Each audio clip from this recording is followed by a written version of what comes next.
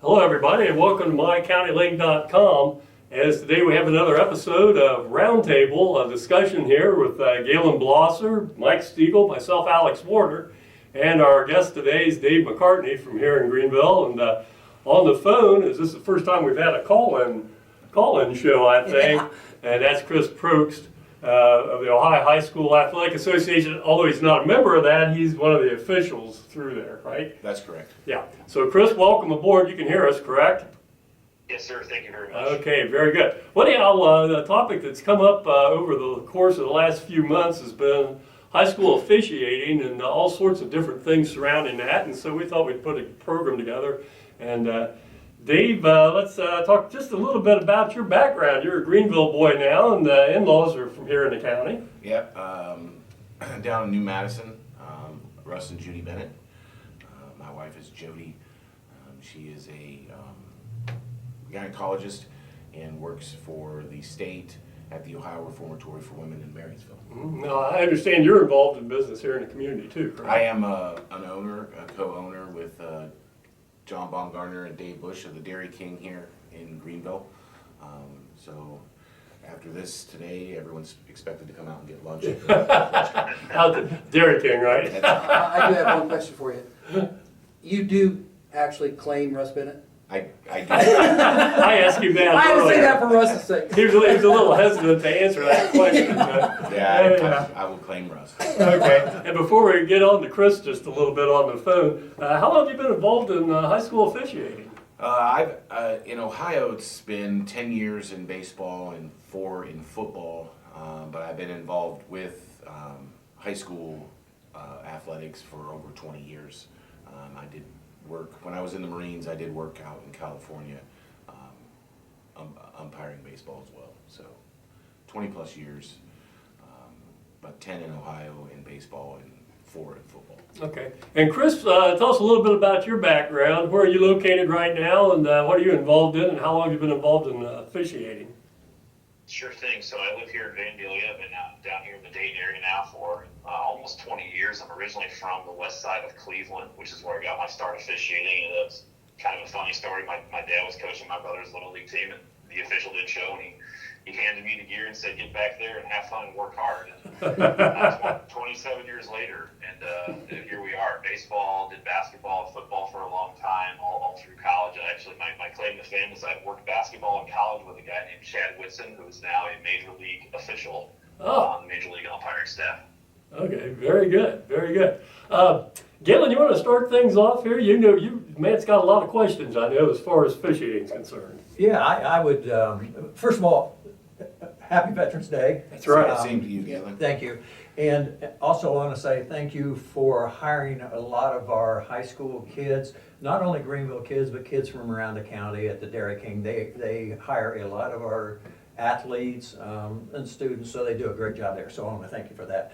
My big thing that I would like to know about is this year I know Miss Sinowalk twice had to play on Thursday night. Arcanum and Preble Shawnee had to play a Thursday night game. We don't have enough officials that they can cover the Friday night games. And so we have 5 officials on a crew. Next year, it's a requirement. OHSAA says we have to go to 6 football officials. We don't have enough now. Why are they doing this? Is it necessary? And where are they going to get the 6th man? I heard they might even go to get some basketball officials to help cover it. Can you explain what's going on? I don't know if I can actually explain it. I know that some crews this year were 6-man crews. Yes. Some crews were 4 or 5-man crews. Excuse me. I'm on a 5-man crew. I know that adding that 6th official does help cover the game better. However, there's just not enough guys right now. And you know, the younger guys, you want to pull them up, you want to work them up to the next level. So I think that is where they're going with this, to try and get the younger guys or the less experienced guys to move up. It's hard to do during the course of a season. with the shortages. It was my understanding this year that there were several four-man crews that worked a varsity football game. Wow. So, I don't know. I'm not exactly sure where they're gonna get. Chris, have you heard anything? I think it's going to have to come down to a strong level of recruitment and potentially putting guys and gals. We've got a number of female officials out there, which we'd love to have, and getting them into varsity a little bit sooner than they may have in the past. Now, it's kind of like an economics problem with the Thursday games or the Saturday games. Now you have 3 nights of varsity in a week, so you do get more opportunities for officials to work a varsity contest where they used to only have the one. But that doesn't necessarily mean everybody is available all 3 nights to work, and thereby adding a 6th person. Now you're looking at another official per game, plus you're looking at the crew having to adjust the way it conducts the game with 6 officials on the field. We face the same problem in our sports when we shift from 2 to 3 or 3 to 4. I know that you guys are both assigners, so how do you see this working out, Dave? What extra burden is this really going to put on you guys? So last year, myself, Chris, and our other partner, Chris Madigan, we were in our first year of assigning with them. We are the Madigan assigning group. You might explain what a signing is, So too. assigning is adding or what's the word I'm looking for, Chris? We schedule officials Yes, for there all you go. games. Sorry, so the leagues and schools hire us to take care of that, so they don't have to do it on their own. Yes, and so we had 6 conferences. Yep. 6 conferences, 64 high schools that we did varsity baseball and softball down through junior high. Now, not every school has junior high, but so how many games? Do you remember how many games we assigned in the spring About 5,000. Wow. between varsity baseball and varsity 5,000. softball? About 5,000 games for those 64 high schools. So our biggest crunch time is on a rain out. On a day where it rains out, and then everybody wants to play in the next day or two. Well, we've already got 100, 140 games already assigned. Now we are wanting to add X amount more games. So there was some mornings that we were up at 3 o'clock in the morning, looking for officials, moving officials around. That's the big thing. It's all like a giant puzzle sometimes. Trying to, a guy might not be able to go 35 miles, but he'll be able to. He's willing to go 26 miles. So then you got to find the guy that's there, and you got to move him. And so with football, we met with the WOAC this year. They asked us to start doing their football for next season, varsity through junior high, and then ask us to pick up the junior high basketball schedule. So we're currently working on that. Currently working on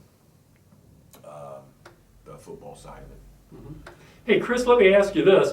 How is it you and Dave became assigners? Is that something that comes down through the OHSAA? Or is that something you just kind of freelance started on your own? Or how's that evolved?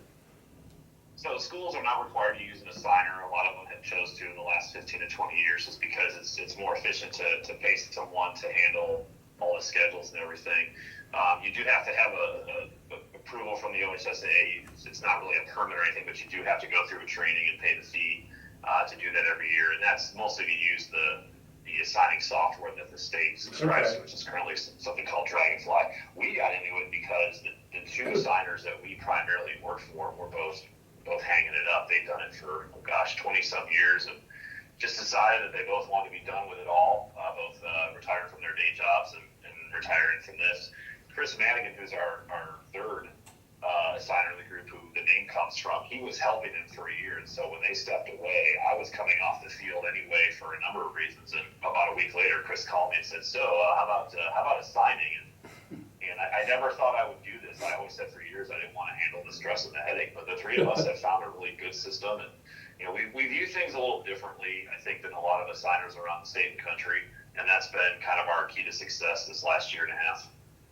Okay. Yeah, I'm just interested how that all came about. The there aren't people banging down the door, we'll say that. Yeah, Dave and Chris both, what does it take to become an official? What do you have to do?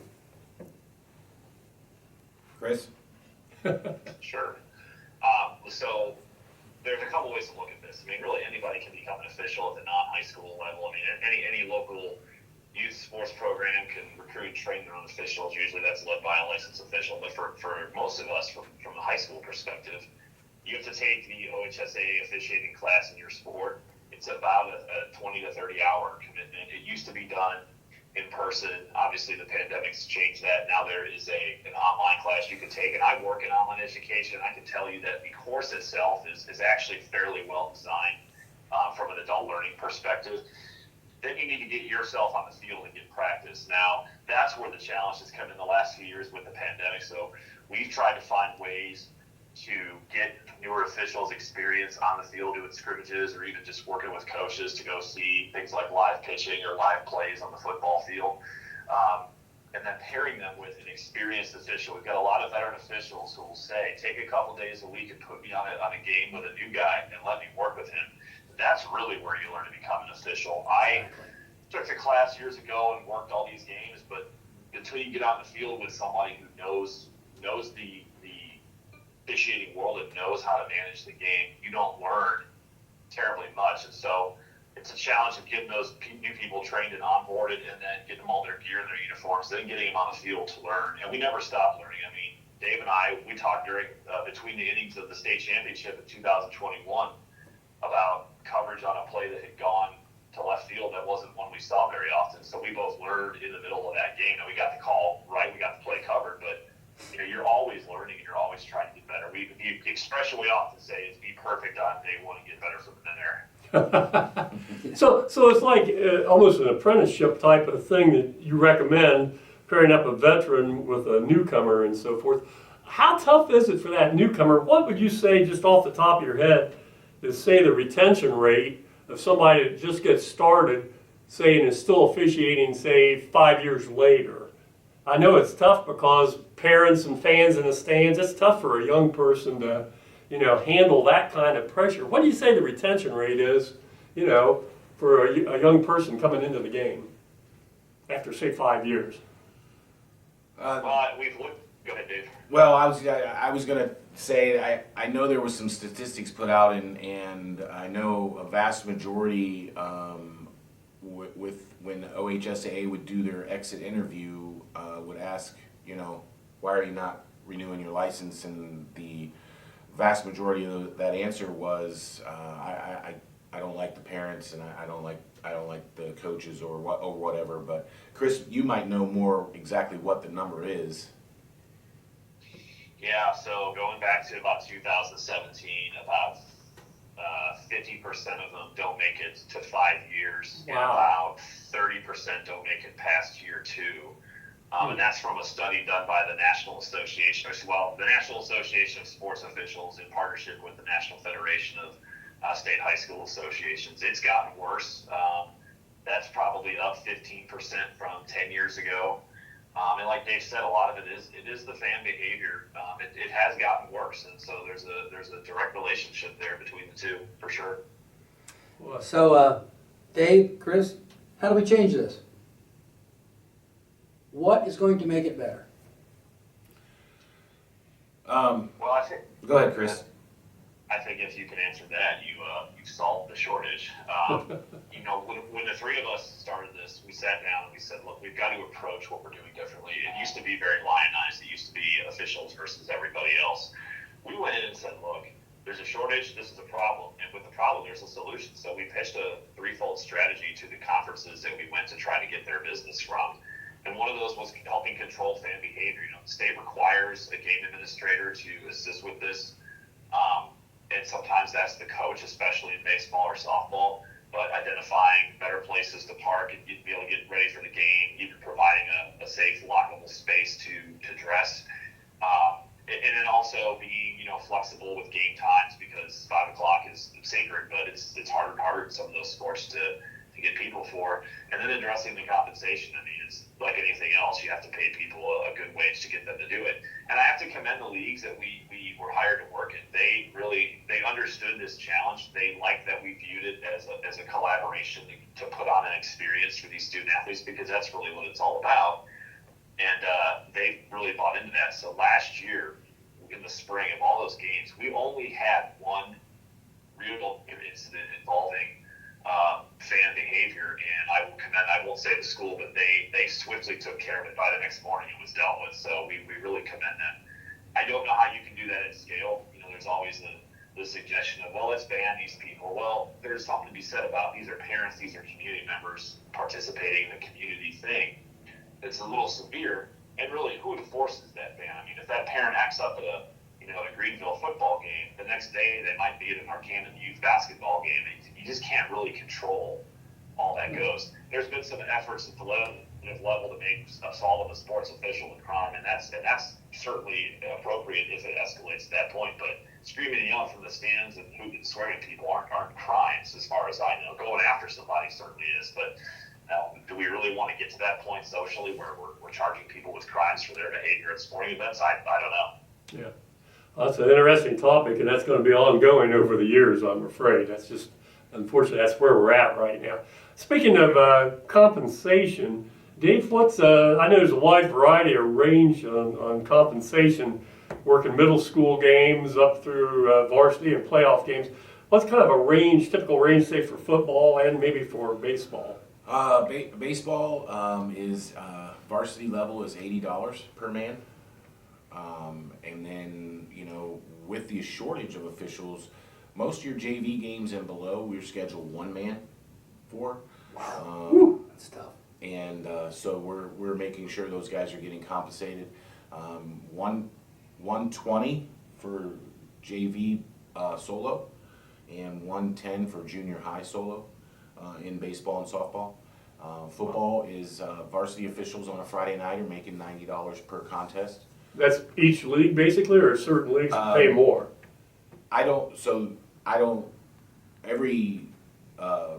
All the assigners that had sent me to different conferences this year, they were all pretty much the same, $90.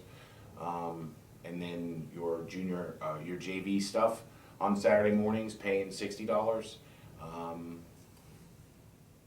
Really, I'll be honest with you, the good money is made in Pee Wee football on Saturdays and Sundays. I drive to Salina every Sunday for 5 weeks. They're paying the officials. They're paying us $80 per game for 2 games. Okay. Worth your drive up there then. Yeah, absolutely. It's good football, and they're a league that just doesn't tolerate it. We hear nothing from the fans, not a word.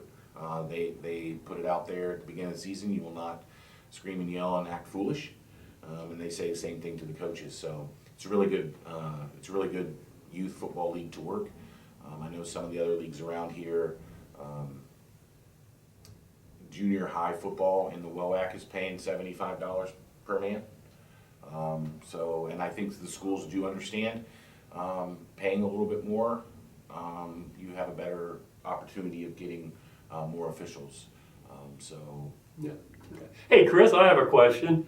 I always was of the opinion that even experienced varsity, say basketball officials, should be required to maybe work a couple junior high ball games, both boys and girls, because you'll see things maybe you've completely forgot about or things you've never seen occur at that level. What's your thoughts on that? Do you think varsity football officials or baseball officials should be required to work a certain number of middle school games just because? Like a refresher course. A refresher course, Yeah. yes.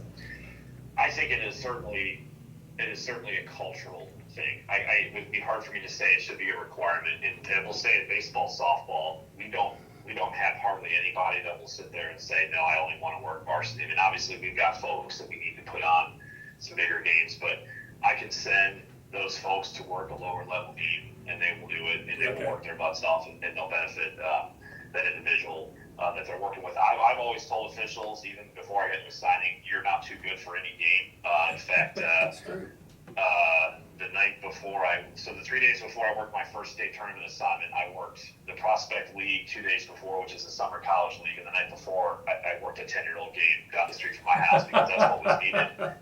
And I called a kid out at first base. It was real close, and I sold the call, and the whole first base dugout just went because it hadn't seen, that type of mechanic before. So I think it's good. I think it's informally required because you're right. You do see things that you don't see at a higher level, and more importantly, you have the opportunity to manage that situation or explain that rule to a coach, which also goes to help educate those individuals about what exactly happened, and that helps with some of the behavior because they better understand the rules.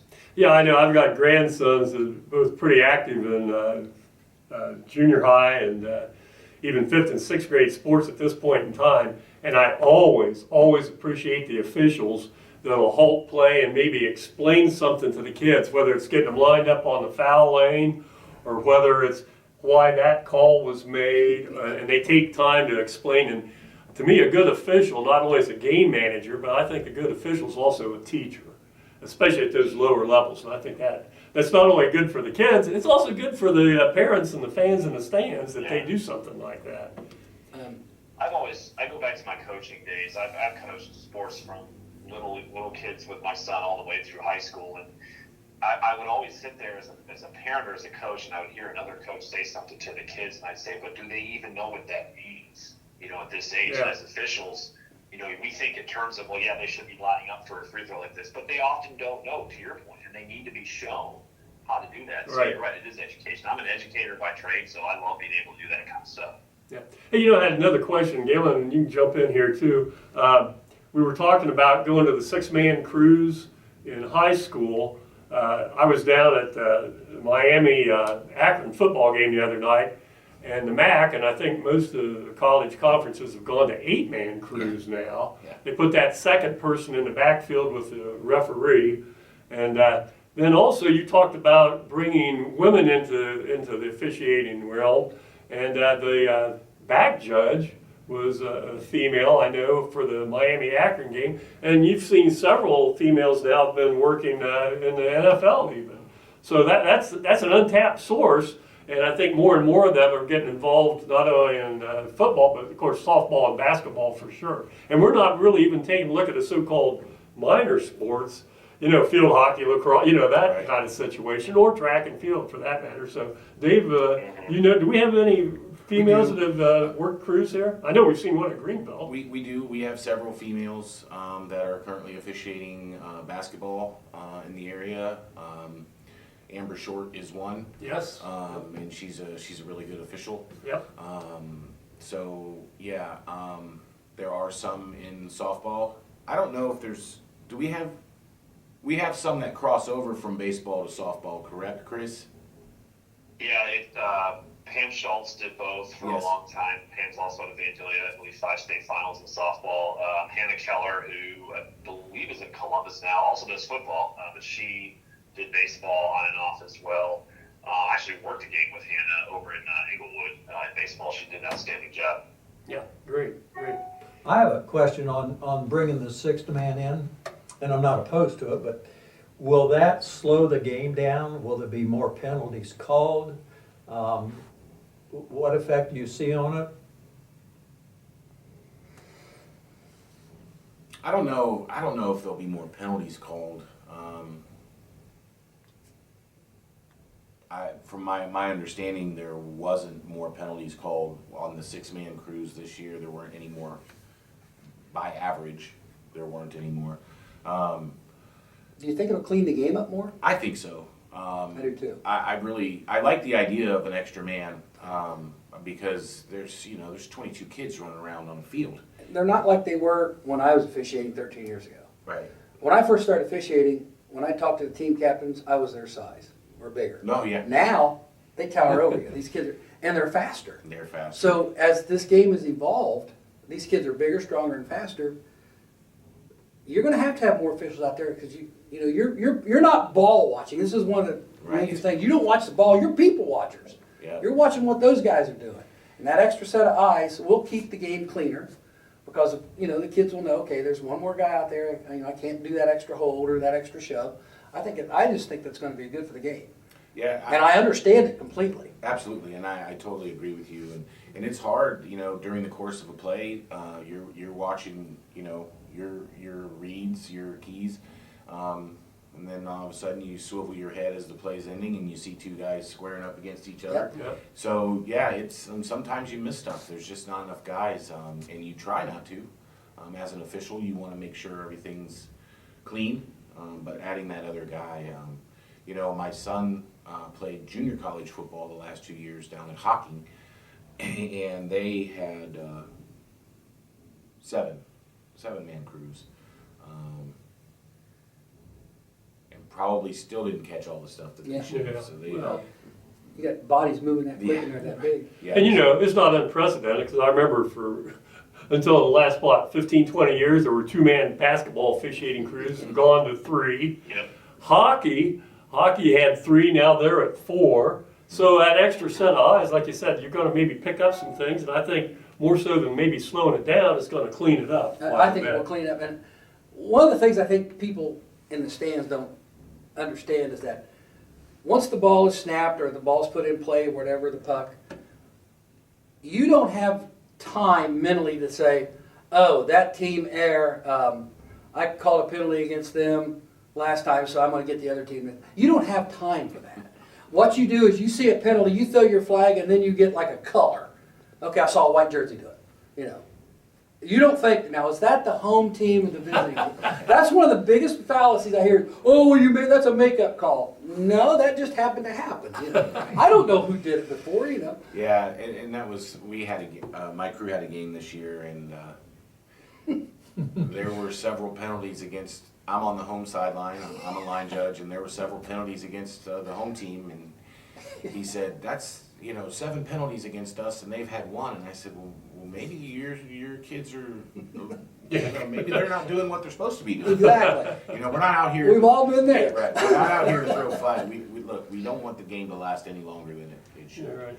So, yeah, but that's, like you said, I never once have stepped on a field and said, I think today I'm going to call 4 penalties on this team just because I don't like it. Yeah. Hey, let me ask you this: how tough it is, Chris? You're doing a ball game. How tough is it not to look and see what the score is?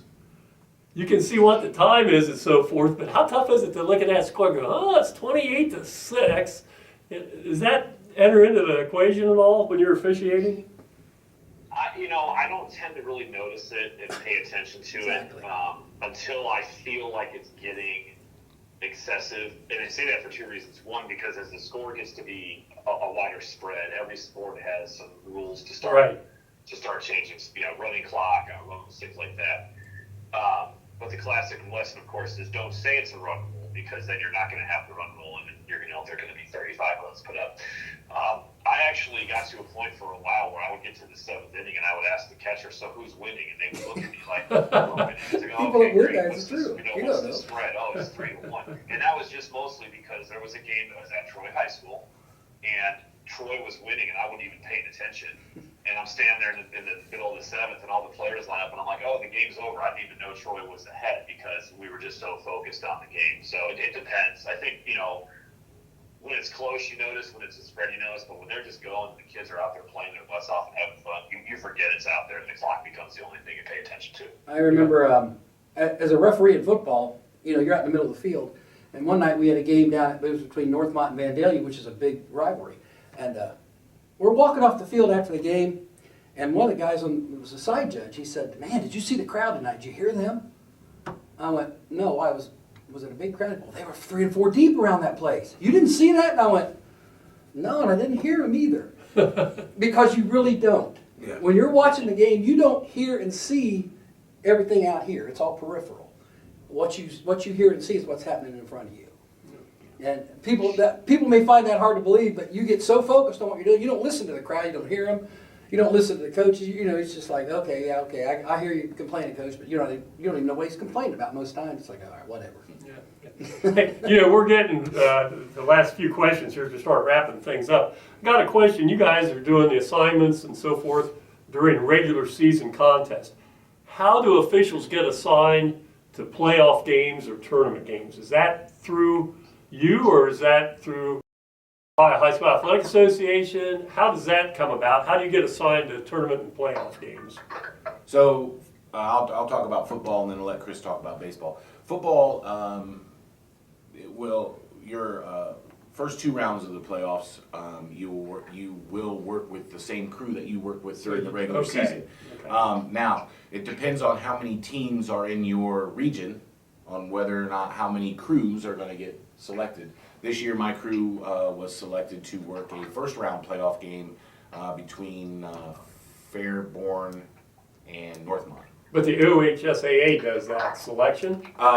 No, so there are, Kevin Four is the football assigner for this area, and so he is tasked with selecting the crews based upon feedback from other sources on if those crews are capable of working a first or second round playoff game. Then after that, for football, OHSAA will determine, and they will break up crews and make crews out of, based on ratings throughout the course of the season. And I'll let Chris talk about baseball. Yeah. Yeah, baseball is very similar. So there's 6 or 7, I can't remember the number, districts around the state. Each district athletic board hires an assigner for baseball, softball. Ours has 2 because Southwest is massive, and they get a pool of officials for sectional and district rounds from the state. That's based on a very, very long process of ratings and votes and such, and then they assign sectional and district games. The OHSAA then assigns regional and state games, and that is done through, obviously, the rating and evaluation process, which includes, there's observers in every corner state. I'm an observer, as an example, and the director of officiating development puts crews together for each sport and recommends them to the commission or staff, and then they make the final decision and you get your assignment. Okay. One final question for you guys. Do you still remember your first game?